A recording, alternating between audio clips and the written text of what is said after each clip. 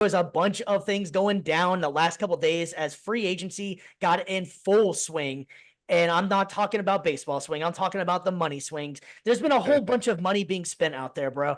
And so let's go ahead and start. We got to start at the top, and we got to go out there to Beantown, Boston, as the defending champions. Boo.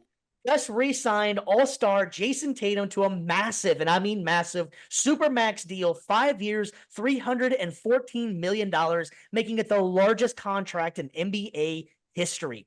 Brandon, that is a massive deal. Break down if you think this is the right move for the Celtics, or did they overpay Jason Tatum in this? I mean, before I break it down, George, what's the saying again? Fuck Boston, bro.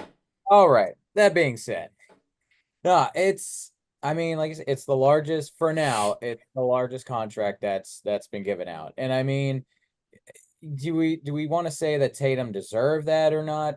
Didn't win the finals MVP in his own series, but it's one of those things where I think that some people maybe are just thinking like, oh my gosh, this is so much money to spend on him. Oh my gosh, it's going to ruin the league. The NBA is going to keep making more money. Yep. Like So the contracts are going up next year as well. They're the new TV deal. yeah, the TV deal is going to be making a lot more money. Yeah, TV deals are making more money. CBA is going to be adjusted. Like it's just like what had happened in 2016, 2017. The league's just making more money, so it's going to happen. Like these contracts, it's not going to be out of the norm to see, what was it, like a decade ago, role players were getting signed to like 5 million. Now you have a average role player on your team making 20 million. Right, That was between for 17 the and 20. stars. Yeah. So like that was for the stars back then. So now your stars are making 50, 60, 70 million now on average. I know, we're going to talk about it at some point, but Braun just resigned like, 50 over 50 million. So these contracts right now seem absolutely crazy and absurd, but give it 3-4 years, it's going to be the new norm, and it's just going to be a bargain at this point. And, as far as what it means for Boston, they re-signed their franchise player. He's their guy, him and Brown both. So it's a no-brainer. Boston's had a hell of a offseason right here too. Is they've damn near locked up the entire team. They were able to re-sign Tatum, as we just said, but they also re-signed Derek White, which was a major piece in the first 2 rounds of the playoffs. Derek White arguably might have been the best player on the court. Jaylen Brown was definitely a star, but Derek White was out there doing his thing. And so they was able to re-sign him to a 4-year, what was the money on this one? He was able to get a 4-year deal out of this, and Derek White's young. $29.6 million.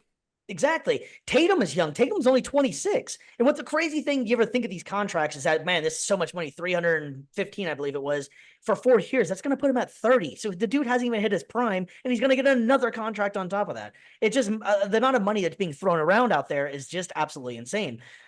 Mike, I know you hate Boston up there. What's your thoughts on what they were doing up there? I mean, you got to respect what they've been able to do and maintain a team that just went to the championship.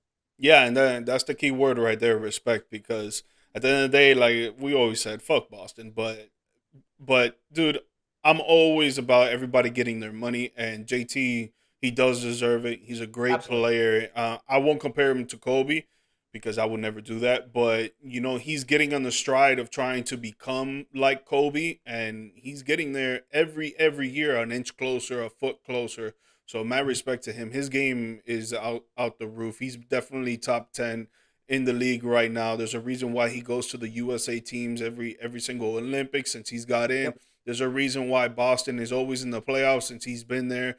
For the next 4 or 5 years, he's going to be one of the reasons why Boston probably makes it out the East every year from now on. And it's just, yeah, he deserves that money. Derek White deserves that money too. I was hoping and praying that Boston will say, "Yo, man, you got to get out of here. We can't give you all this money and this and that." I think every single team besides Boston was hoping for the same exact thing. Exactly, exactly. He's an amazing extra piece. If he's like your 3rd or 4th best player on your starting lineup, that is set up so well. Yeah. They spent $928 million this offseason on Derek White, JT, Jaylen Brown, Drew Holiday, and Kristaps Porzingis.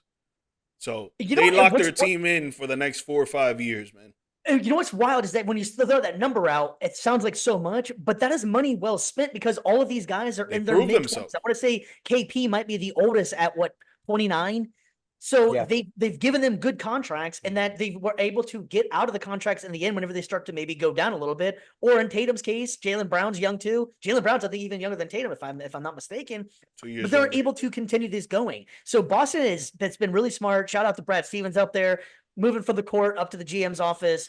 And because it was a lot of Danny Ainge before, but now Brad Stevens is putting his stamp on the team too, and doing a hell of a job out there. So shout out to Brad Stevens for doing that.